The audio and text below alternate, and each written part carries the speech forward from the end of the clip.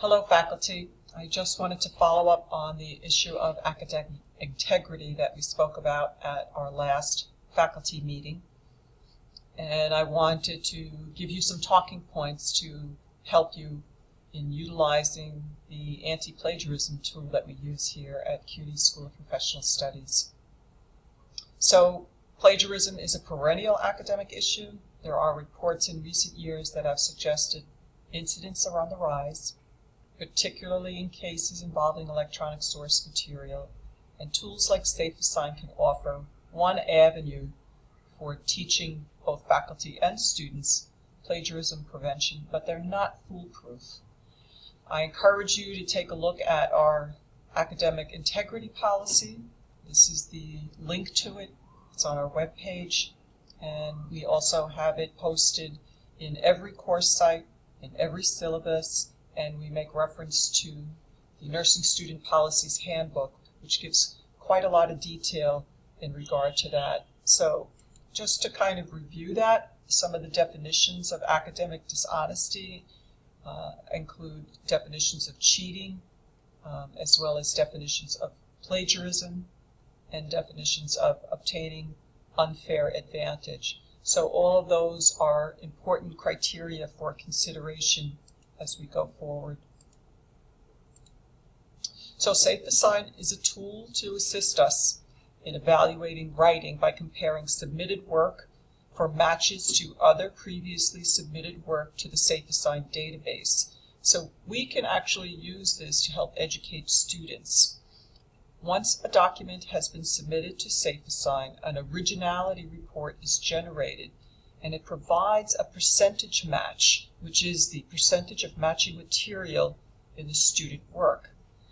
It is integrated into Blackboard, which makes it a nice tool for us to use. You don't have to go outside of Blackboard in order to be able to submit. And you do need to be aware that it's something that can only be turned on in the live course site. So we can say to you, please set up all of your assignments to be SafeAssign assignments, but we cannot turn that on in the development sites. Only the instructor in the live course site can turn that on. And in a previous memo, I gave you some step-by-steps of how to do that, and I will attach them again to this talking point session. You can also use the direct submit feature for SafeAssign. So if for some reason you inadvertently did not set up an assignment as SafeAssign, you can still take a paper from a student and submit it directly to SafeAssign. And I sent you a little YouTube clip that goes through the steps of that. So please be aware, papers can only be submitted one time. Once they're submitted, they become part of the database, and any repeat submissions of the same paper are going to yield a 100% match to it, and they'll be useless for any interpretation. So if a student has submitted a paper, it's come back with a high match, do not ask them to submit that same paper again, because it's now going to come back as a 100% match. You need to use the information that you've determined and help the student figure out what the problem is, whether it is intentional or unintentional plagiarism, and we'll go through that. These have implications for a draft. If you are an instructor who is requiring a student to submit drafts of papers to you, then you still can have the student submitted through SafeAssign, but you have to enable a feature that does not deposit the paper into the database, so that on subsequent admissions, the student can still submit the final paper to SafeAssign. And also be aware that SafeAssign can review and do originality reports for documents, PDFs, and PowerPoints. So in your course site, in your live course site, when you put in an assignment, and I included the link down here from the SPS Faculty Commons about how to create and grade assignments. It goes through step by step how to set up an assignment, and it also talks about how to enable the SafeAssign feature. And I provided a screenshot here for you. You would have to click on this thing called Submission Details, and it will open up this window. It will ask you, is this an individual admission assignment? How many attempts do you want them to submit? Once. You want it to be checked for plagiarism. If you want to have the students see their Safe Assign originality reports, again, that can be a teaching tool. If it is a draft, you must select exclude submissions from the database. Otherwise, every draft is going to come up as a 100% match after the first time. So it is possible to still use drafts, but you would have to check this feature. We don't recommend checking it if it's just a regular paper. So I think some of us do have some difficulty with interpretation of Safe Assign. So I wanted to refer you to this excellent resource, which I have sent out previously, and I'll take you there again today. You do need to consider the type of assignment and the degree of research that's involved. There will be higher percentages for that kind of an assignment versus an assignment where the student is just giving their personal opinions. Remember that Safe Assign cannot judge whether the sources are being used appropriately. That's for the instructor to determine. Do be cautious about relying on the score itself as an indicator of plagiarism. You do need to examine the document. So here are some suggested interpretations from the site that I just mentioned. If a match comes up above 50%, it may indicate that the student is using excessive quoting. Even though sources and citations are there, it's going to come up that the quote is a match, it's going to come up that the citation is a match. So that's going to increase the percentage. And in a research paper, that may be acceptable, but you have to take a look at that. We don't really want students to use an excessive amount of quoting. We do want to see them interpret that quote, paraphrase it, although they still will need to cite it. If they're paraphrasing and they don't use resources, that will show up. It will also show up if there's plagiarism from another student's paper, and that's the most serious form of academic integrity. Above 50% could just be an indicator that the student has misused or relied too heavily on outside resources and needs some guidance in regard to that. If the match is between 35 and 50%, it may or may not be due to excessive quoting or paraphrasing. Consider the context. If this is a research-based article, it may be appropriate to have that high of a match. The percentage matches may include appropriately cited references. It will come up, but if they're cited, that is acceptable. 20 to 35% is likely appropriate, again, depending on what the assignment is. You want to look what is showing up as a match. If it's just the list of references at the end of the paper, that's fine. References are commonly used. It's not an indicator that the student misused them. Less than 20%, some matches, but it's likely appropriate. Again, probably showing some matches to citations or references. Consider the situation and then refer the student to the APA guidelines link. It's posted in the course menu tab. Here is the website included for you again. Consider sending them to the writing fellows who can walk them through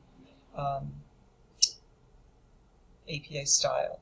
I'm going to bring you to the Interpreting Safe Assign website. This is the report that I was talking about, and this is an excellent resource. It tells you step by step what we just went through, what's included. So please refer to it. It's a useful reference for you as a faculty person. So some effective assignments that you can use to minimize plagiarism. We recommend that you revise your assignments each semester. You don't have to completely change them, but you do need to tweak them so that they focus on something different or they have slightly different instructions. You should include discussion questions in this revision as well. And our recommendation is to aim for an A, B, and C version of your assignment and to rotate these from semester to semester. So that's a future plan as we go forward. Consider giving a closed assignment where you pre-select the focus of the material and the sources. Then you ask several questions related to that material. The student studies the resources, reaches a conclusion, and then uses the provided resources to support the conclusion.